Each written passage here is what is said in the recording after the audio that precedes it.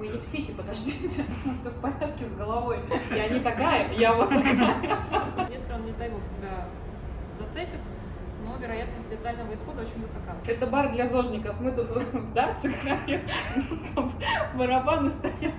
Алкоголь зло, ребята. Тебе никто в будущем за то, что ты в окно смотришь, платить не будет. И в этот момент я на мосту стою, думаю, что ж, переиграла и уничтожила. Я, конечно, все понимаю, но этого я не понимаю. На кой тогда переться в море? Можно?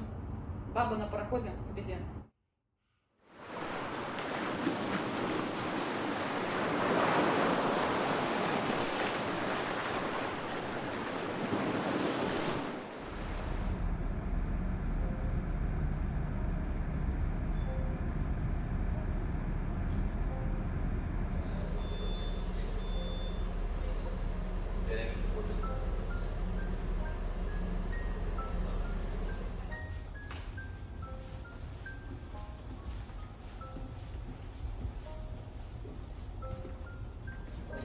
Forward or up and up.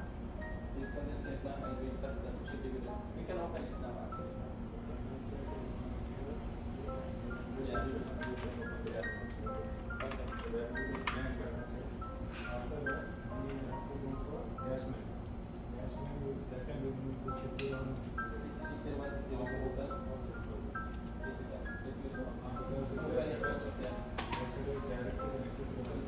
We can also open that and then later on the adjustment also. Yeah. Gas main and then later on. And then afterwards,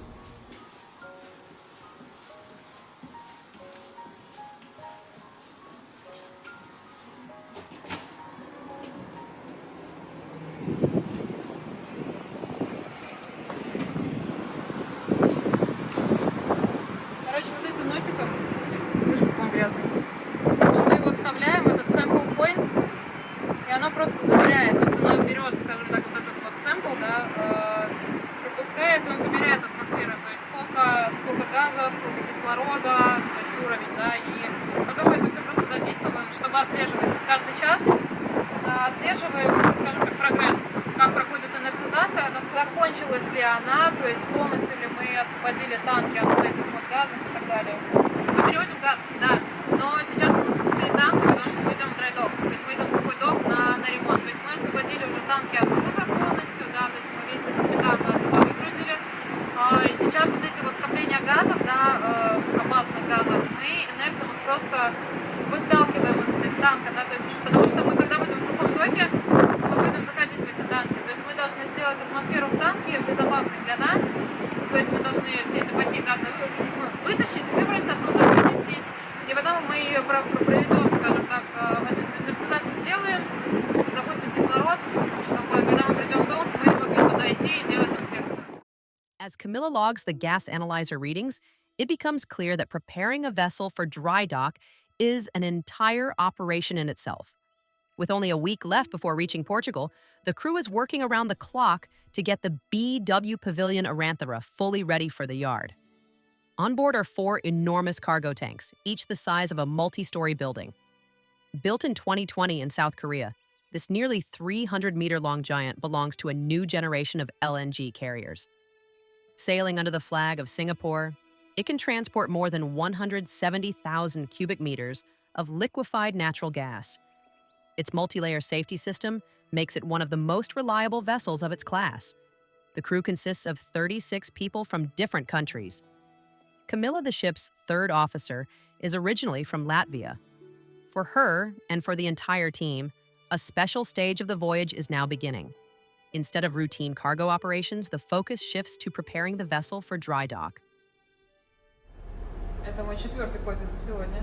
Время 4:40 вечера. Знаете, как это говорят, что ну что вы там, штурмана на мостике делаете? Кофе пьете и типа сюда смотрите. Не, нифига. С моим ненормированным рабочим графиком это единственное, что мне помогает держаться. По поводу графика, ну вообще в нормальных обстоятельствах, в нормальной жизни, скажем так, у меня, допустим, вахта с 4 до 8. То есть с 4 до 8 утра и также с 4 до 8 вечера. И между вахтами, там, условно говоря, с 8:30 до 11 я еще работаю так называемый овертайм. то есть это дополнительная работа вне мостика, это либо на палубу, либо перебирать бумаги, то есть сидеть там с капитаном, его офисе, там вот это вот все, вот это была бухгалтерия так называемая. Можете назвать меня секретуткой. Но сейчас, к сожалению, так складывается обстоятельства, что мы работаем последние несколько дней 8 через 4, то есть 8 часов подряд работы и 4 часа отдыха, из которых там, час уходит там встать, умыться, помыться, вот это все. Почему так происходит? Потому что мы идем в док. Мы идем в док, и происходит вот это подготовительные, скажем так, все вот эти вот процедуры. И мы, штурмана, делаем дополнительно 2 часа до вахты, да, и 2 часа после вахты. Поэтому вот эти вот синяки под глазами, которые вы видите, это не наложенный эффект, это мое истинное лицо.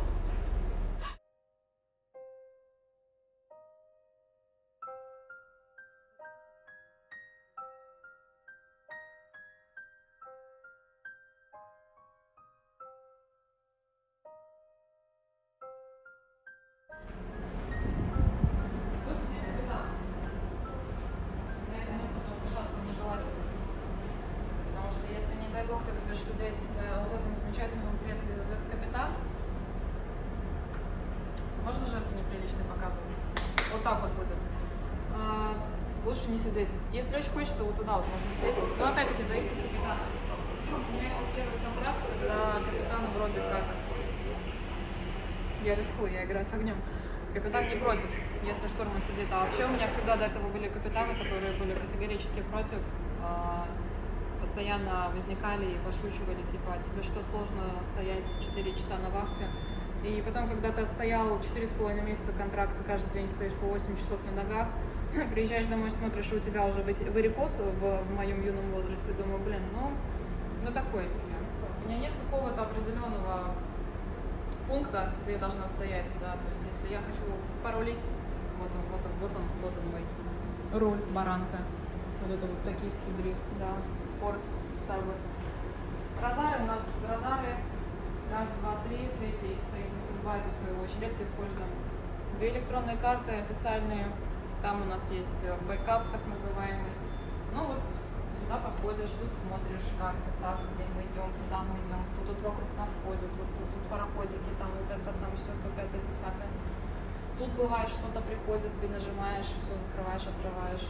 Ну, условно, как бы Navtex, да, это Navtex это метео warning или какие-то navigational warning, то есть все, что происходит где-то там, не посреди океана. То есть мы получаем сообщения, какие-то предупреждения, возможно, какое-то судно, там, у него проблемы. Ну, короче, если мы находимся в диапазоне, условно говоря, там 100 морских миль, мы должны идти вот в те координаты, которые указаны, и вот принимать участие. Удобно, конечно, вот он. Но дергать не будем. Ну вообще вот, при желании. Но либо можно дернуть, либо у нас на мосту, значит, на крыльях по одной кнопке. Пошли.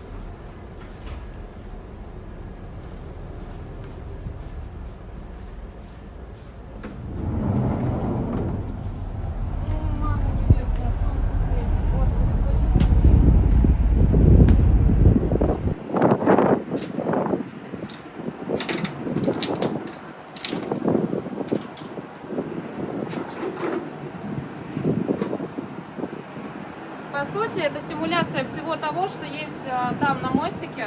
То есть, допустим, когда мы подходим в порт, капитан с лоцманом здесь стоят, они могут взять управление судна вот конкретно вот сюда, на вот этом крыле, и вот здесь тоже есть направление, там наш курс, перо руля, как оно выглядит. То есть можно управлять джойстиком, скорости, вот это все. Короче, по сути, все то же самое, только мини-версия того, что есть там у нас.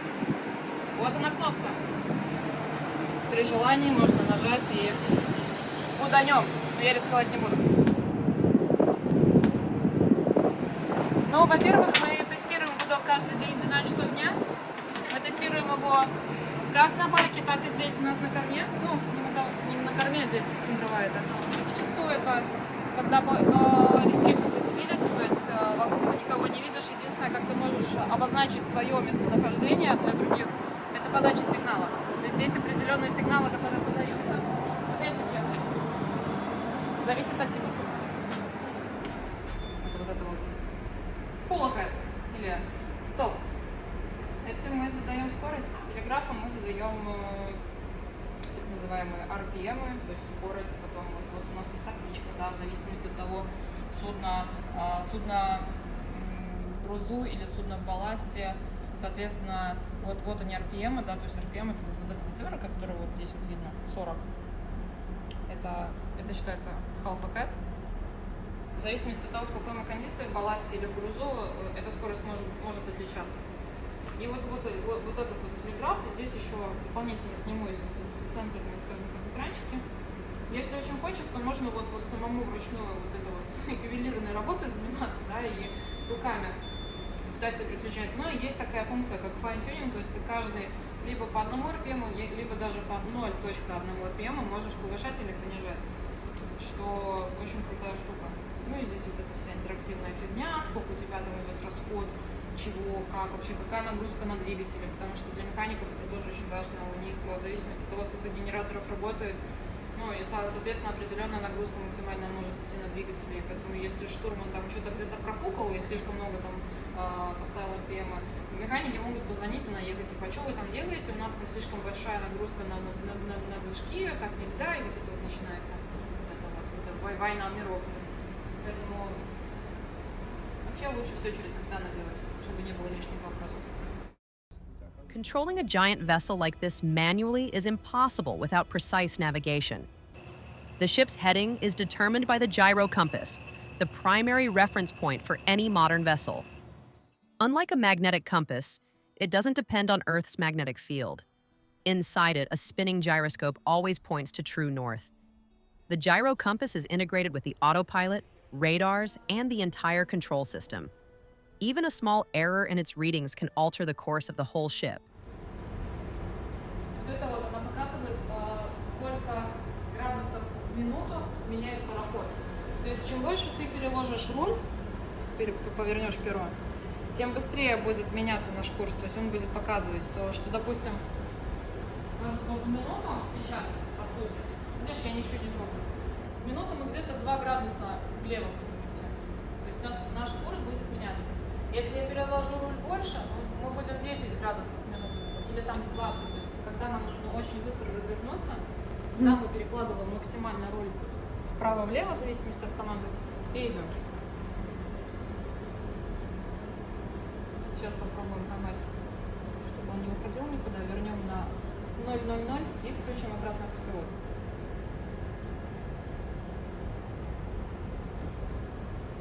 Должен быть окей.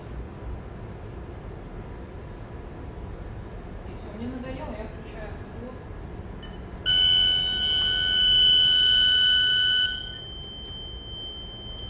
But even with all the automation, sailors still verify the ship's course manually, cross-checking the gyro compass readings with the position of the sun. Taking a solar bearing is one of the oldest and most reliable navigation methods. It helps determine compass error and refine the vessel's position. In the past, sailors did this using a sextant, observing the sun and the stars. Today, they use modern instruments, but the principles remain the same. Even if all electronics fail, the sun can still guide a ship onto the right course. Если очень интересно, хочется узнать, какой период солнца, это легко делать. Здесь есть зеркальце, которое отражает солнечный свет. Отражение мы должны попасть вот в эту вот маленькую тоненькую створочку. Когда ты в нее попадаешь, здесь также есть уровень. Уровень мы регулируем. Вот сейчас оно идеально. И отражение падает как раз таки до градуса. И сейчас мы видим, что перед на солнце 279 градусов. Все очень просто. Все элементарно. Очень неудобно брать поправку, точнее пилинг, на сильная качка. Потому что ты не можешь поймать вот этот идеальный момент, и тебя вот так вот все время качает, и ты ничего не понимаешь. Even with all modern technologies, the sea remains unpredictable.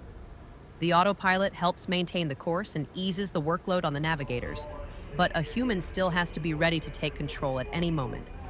After all, sometimes you encounter not only waves and storms, but also those who lose control right in the middle of the ocean.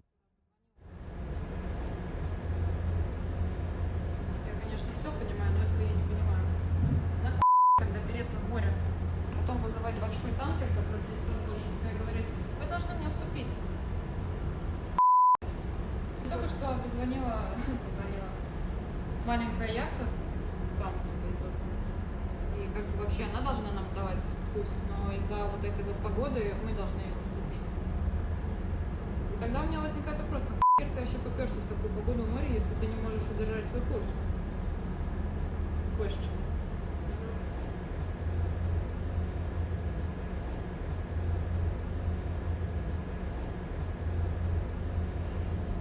С помощью нашего замечательного автопилота поставила определенный курс, судно отвернуло. Мы пропустили яхту, как вы видите, вот она там. Хотя, по идее, не должны были уступать.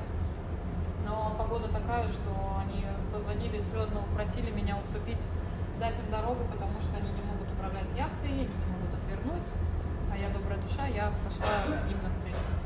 Отвернула, мы разошлись, пропустили яхту, и я вот вернулась обратно на свой изначальный курс. Все живы-здоровы. The sea is a vast highway where ships move instead of cars. And this highway has its own rules of navigation. Every vessel has a priority and carries signal lights and shapes that tell other mariners who must maintain course, who has limited maneuverability, and who is anchored.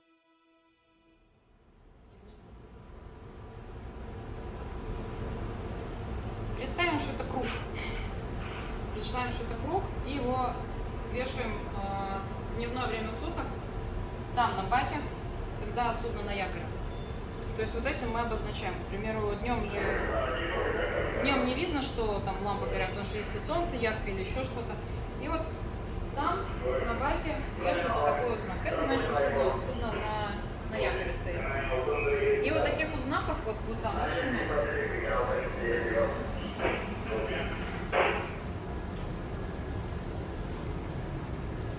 То есть якорь, это используют яхточки в основном, вот это используют непосредственно рыбаки. И они еще дополнительно выкладывают вот этот знак, означающий направление, допустим, сетей. Ну, если они выкладывают. Никогда, кстати, в жизни не видели, потому что им пофиг обычно. Да, это якорь. Это вот судно на якоре, и его туда вот на баке, на самый верх его поднимают, чтобы видно было издалека.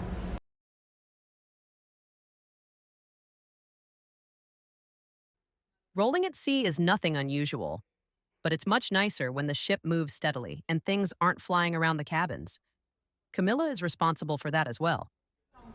Утром вообще было практически не было ветра, все было идеально, все было классно, спокойно. Сейчас ветер 20 узлов, появляются вот эти вот белые барашки, то есть, и мы идем сейчас по направлению вместе с волнами, потому что поэтому нас не качает. Как только мы немножечко отвернем, и вот эта вот волна, которая отсюда даже может быть не видно, но она есть, она начнет бить в борт, так как мы в балласте, у нас груза вообще нет, пустые. Мы ее почувствуем, мы определенно почувствуем эту качку. Не так криминально, но она будет присутствовать. И это еще как бы благо нормальные погодные условия. У меня бывало так, что качки такие сильные, у нас все разбивалось, у нас вся госпиталь, месс-румы, мостик разбилась дорогущая, только купленная кофемашинка за 600 баксов. Это было ужасно. Кстати, на этом мы проходим. И у нас тогда качка еще была, во время этой качки у нас случился блэкаут тотальный парохода, то есть мы были вообще, мы вот с этим капитаном, с которым сейчас работаю здесь, я как сейчас помню, вот здесь стоит вот так вот, двумя руками вот так вот держится, третий помощник что-то бегает, а я кадетом была, и он вот так вот стоит, держится, смотрит на меня, и я стою, как бы мне, страшно, но не настолько. Третья помощница, она, там, все, и он такой, дерьмо. И ты ничего особо не сделаешь. То есть единственное, что ты можешь сделать, это постараться подвернуть так, чтобы тебе волна не била в борт. Но это когда ты идешь на ходу, и тебя как в селке. Когда вот в тот момент у нас рулевка, у нас ничего вообще не работало.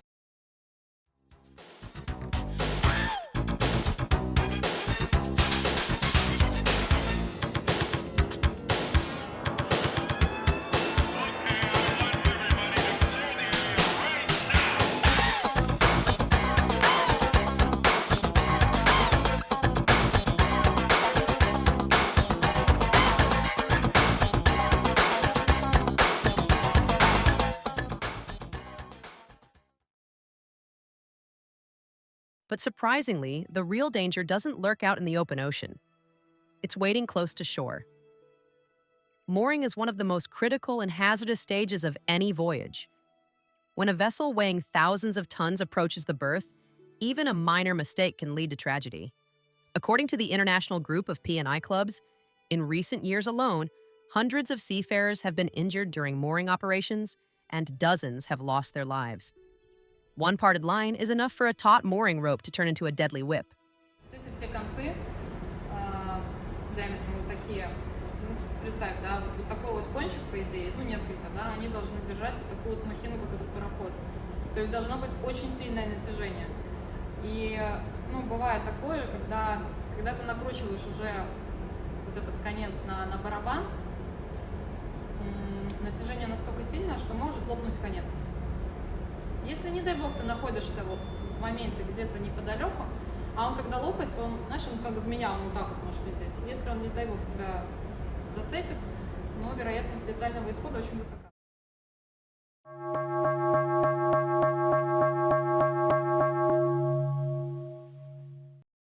The sound of the ship's gong.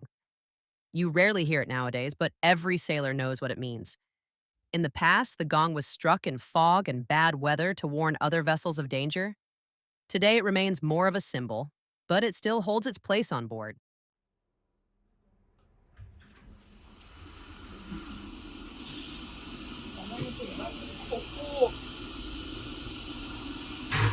На барабанах любите играть? Наш барабан силовой. Это когда кофе-тайм, и механики не приходят на кофе-тайм, и все такие ходят, это вот по этому фигне вот так вот. Ну не, на самом деле, это я шучу. Но... Я, кстати, никогда в жизни его не использовала. Вот он как тут висит,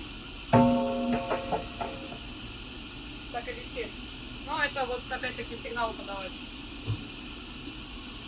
Если, ну, не дай бог, та система сигналов уходит из строя, вот этот вот паренек,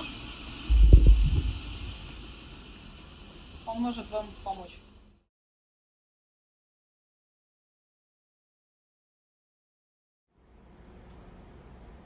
Although there are still plenty of stereotypes about women at sea, attitudes are gradually changing. If in the past people used to say that the sea is not a woman's place, today more and more believe the opposite, including men in high-ranking positions in the maritime industry.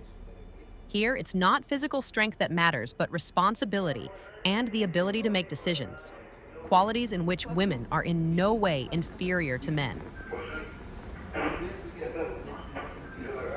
Yeah, I think it's not bad at all, because most of the industries in the world now have, you know, almost equal contribution by men and women. So this is one of the last industries coming up. It should come up. I mean, people say that it's not for women, but I think once women come into the field, I'm sure they will stop saying all these things. I have met, how many now? Maybe 5 or 5 girls on board, and most of them have been good, except couple of few. But yeah, physically people say yes that, but I mean physically people say that girls are not supposed to do this and that. But I think if you want equality, and you know now feminism is on the rise, so yes, we should definitely have girls on board. I mean, as an officer, we don't have too much of physical work, but it's all about the brain, it's all about the mind. So I think everyone has the same kind of brain, you know. Depends on how much you use it. Interesting example, I would say, there was once a fire alarm, and everyone had to muster. So there was a girl on board, one of the third officers. She went down, she took charge. Second officer was a little bit delayed, so third officer was the one who took charge of the fire squad and, you know, led the charge. She was leading the scuba divers to enter the space, and as per what the fire chief was instructing to do, she did that.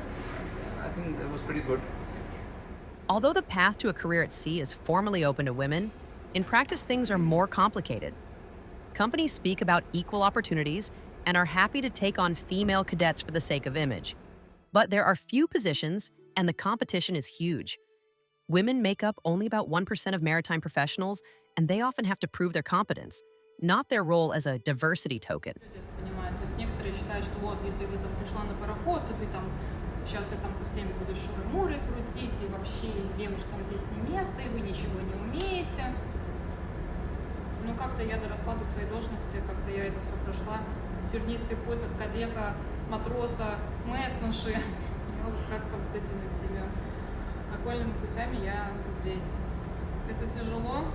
Мужчинам куда проще. Дело даже не физически, то есть опять-таки вот это вот, скажем так, точка зрения, что женщине нечего делать, да, в море. Когда практику ищешь, парней берут просто вот так вот, они на распад. Мне, чтобы найти свое, скажем так, место для своей первой практики, я обзвонила на тот момент 24 компании, из них 21 мне сразу сказала нет.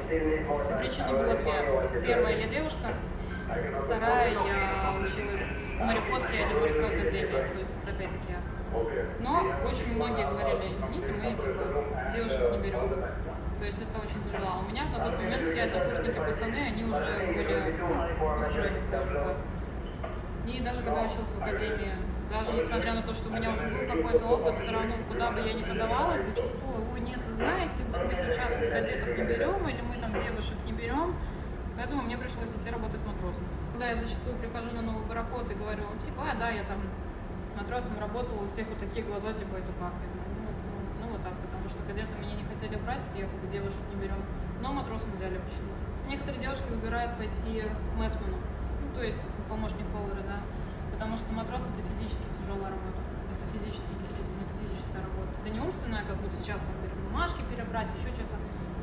Ты каждый день работаешь физически, ты все время что-то тягаешь, таскаешь, там тоже чипать, это не так просто, ты там типа, ты стоишь вот так вот, тебя там это все трясет, это тяжело. Ну, поэтому многие девушки выбирают от безысходности, скажем так, они вот идут в Москву, да. И вот там опять вот эти все фразочки, вот эти все шуточки, ой, там типа, да баба только на камбузе, там типа на кухне должна быть, вот это все, потому что опять-таки это я тоже прошла, была моя первая практика. Это было ужасно. Some stereotypes don't appear out of nowhere. At times, the mistakes or behavior of a few end up affecting others. And even if a woman joins a vessel with experience and a strong desire to work, she still may not be trusted.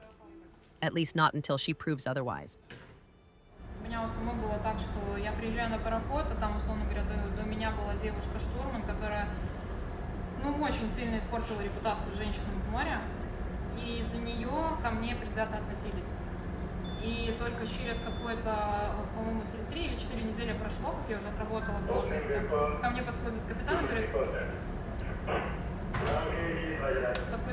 говорит, слушай, Камила, не, ну на самом деле, ну, я думаю, что ты такая же, как предыдущая девушка, а это не так, и ты действительно там, молодец, ты вот спасибо, что вот такие тоже существуют.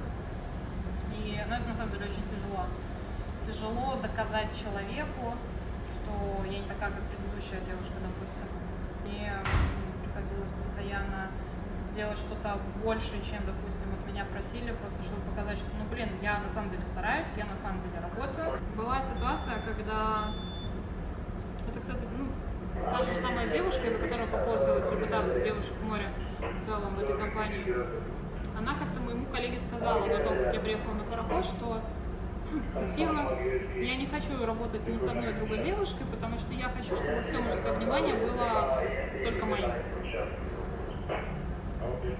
Это, по-моему, уже о чем-то говорит. Ну, это говорит о том, что человек приходит в море не работать, а он приходит туда за вниманием мужским.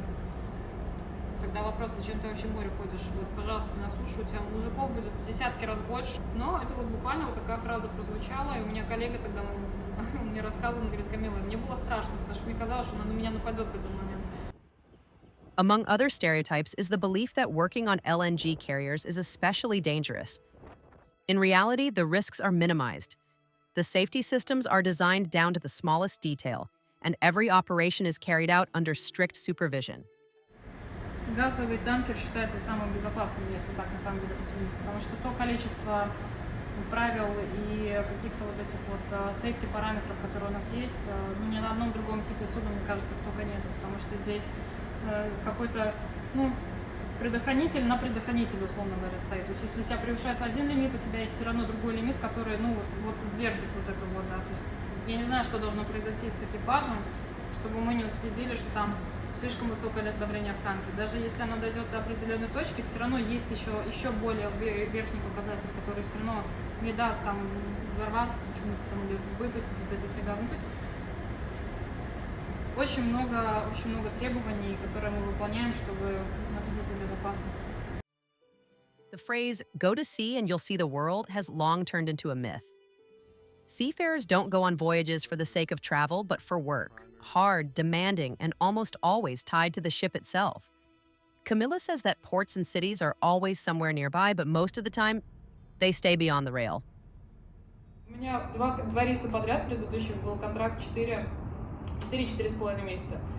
Я ни разу с парохода никуда не сходила, вообще ни разу. Я просто сидела в этой клетке и все, и поэтому все таки, ну, что ты в этом рейсе, где была, что видела? Я думаю, что я видела?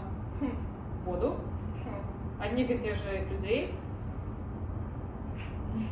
и еще раз воду, и немножечко терминал, возле которого я стояла.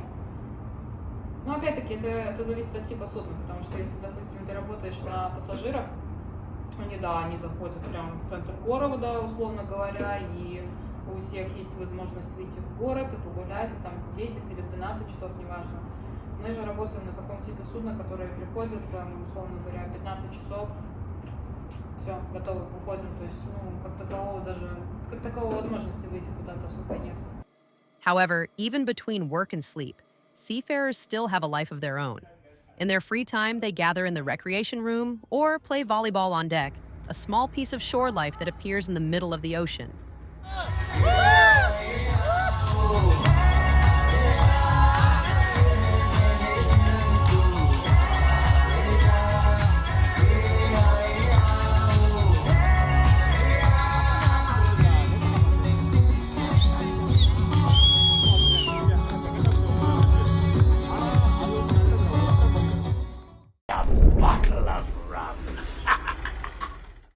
One of the common stereotypes is that seafarers drink a lot. And in the past, that belief wasn't entirely unfounded. Rum and wine accompanied sailors because fresh water stored in barrels spoiled quickly and became unsafe to drink, while alcoholic beverages kept much longer. Diluted wine was often the safest way to quench thirst. But times have changed. Today, the sea demands sobriety and discipline. Under international regulations, the permitted blood alcohol level is no higher than 0.05%. Many vessels follow a strict dry ship policy, and where alcohol is allowed, it is issued only in minimal amounts under the captain's supervision. Что есть такое поверье, я не знаю. Моряк, когда домой приезжает, он сразу в запой уходит.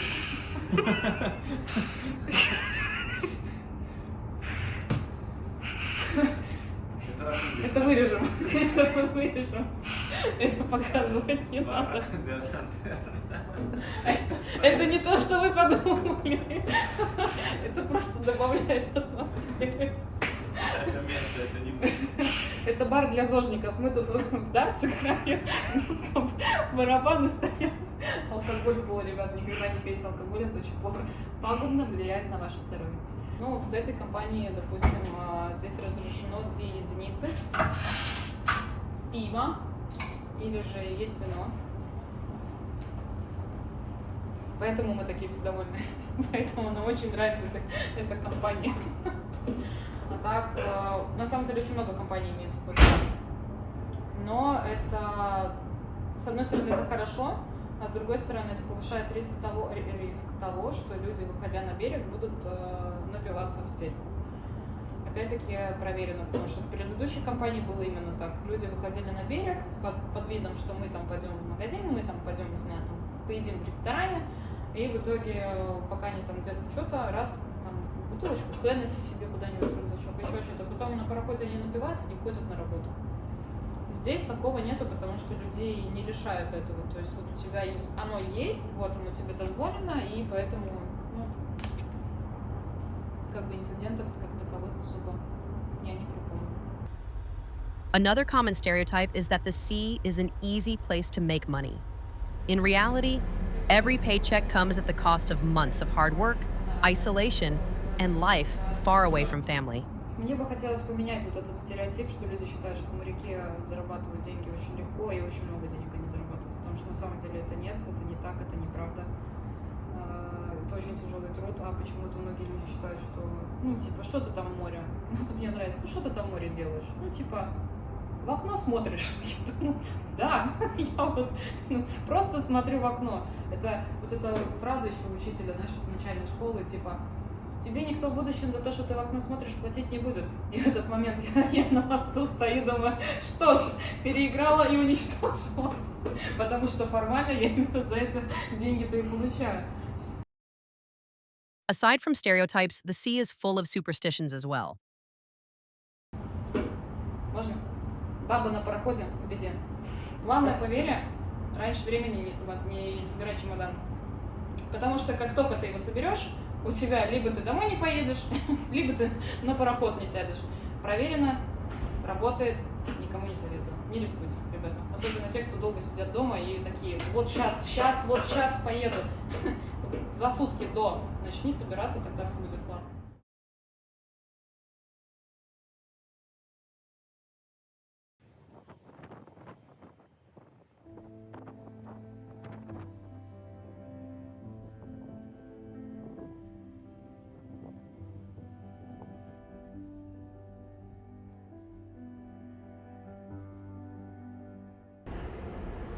Морская жизнь, это такая. Позвонили в 2:30, проснулась. Это, кстати, уже мой второй кофе, время 5 утра. Ходила на палубу, делала замеры, и потом сразу с палубы переодеться в парадное, нарядное, и пошла на мост, потому что мы подходим к порту, через час лоцман, так что надо все проверить, все подготовить, еще раз перепроверить на всякий случай, потому что лучше перепроверить, чем потом ошибиться. Ну и, собственно говоря, вот все. Сейчас будем звонить в порт-контроль, вызывать, спрашивать информацию о лоцмане. Может быть, у них какая-то есть еще новая информация. И будем ждать прихода капитана на мост. Как только он приходит, начинается движуха. Good morning, sir. Our ETA station is 0600, so can I get the pilot boarding arrangement, please?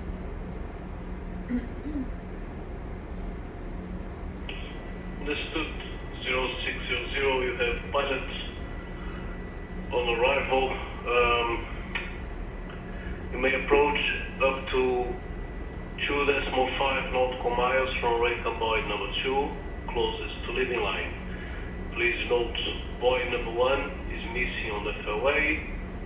Pilot ladder, starboard sides, 1 meter above the water. Over.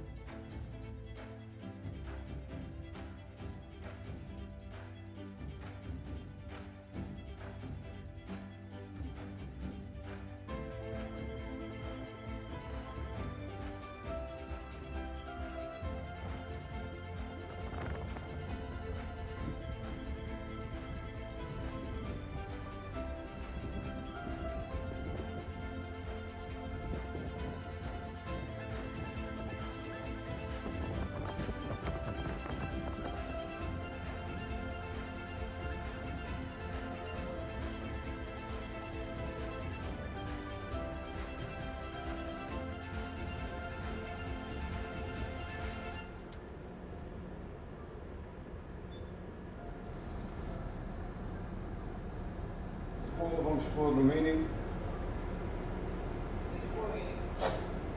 You forever, vamos dar aí meia.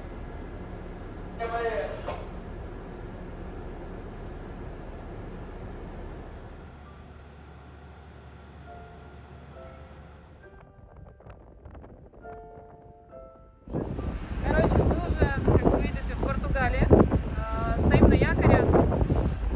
Лоцмана взяли в 6 утра. В 8 мы уже на якоре стоим. Лоцман вообще профессионал своего дела, без ничего, даже без рюкзачка пришел. Я не знаю, каким чудом он называл курс, но он называл его постоянно правильно. Дошли, кинули якорь, все заполнили, записали, проверили, подняли якорный этот шар, о котором я уже рассказывала.